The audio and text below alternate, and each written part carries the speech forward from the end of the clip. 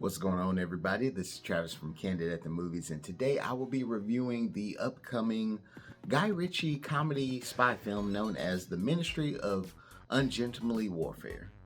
Now, this movie has a pretty huge cast. It does have Henry Cavill, Eiza González, Alan Ritchson, Henry Golding, Alice Pettyfer, and Cary Elwes. Now, this movie is loosely, I'll go ahead and say loosely based on historical events about a special operatives team who is working with the British for World War II to stop basically the Nazis coming into Europe. And I can definitely say that this is a fun movie. Now, you're probably thinking to yourself, this feels like a knockoff to like Kingsman, or something like a funnier version of Inglourious Basterds, and it is all of that. I really feel like Guy Ritchie did another amazing job with his films of just giving you action, comedy, and overall a lot of just a great experience of having fun at the movies. I really feel that they got that over. A lot of the actors looked like they were having a blast in this movie, Henry Cavill especially. I really like the comedy in this movie. A lot of it worked. A lot of it was ridiculous at times, but based off of the plot, and if you've seen the trailers, it was made to be ridiculous and it worked for what it was. There are moments in this film where some character development is done very well. Some of it is a little iffy at times. It gets into that realm sometimes of like that first Suicide Squad movie.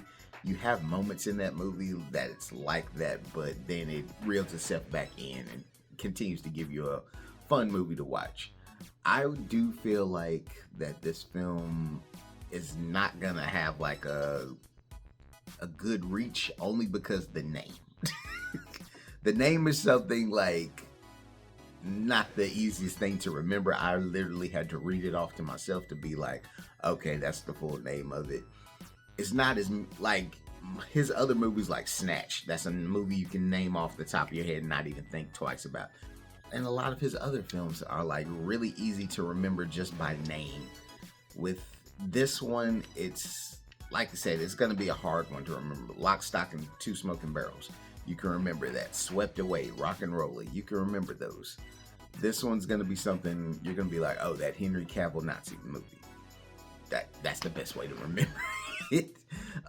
I got an early screening for this movie at Regal.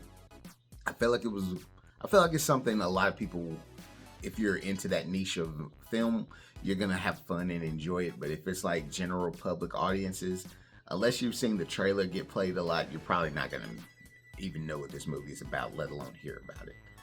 But yeah, I can definitely say after watching it, it's not something I can be like, oh my God, you gotta go see it. I think if it hits streaming sometime soon, give it a chance on Netflix if it's on there.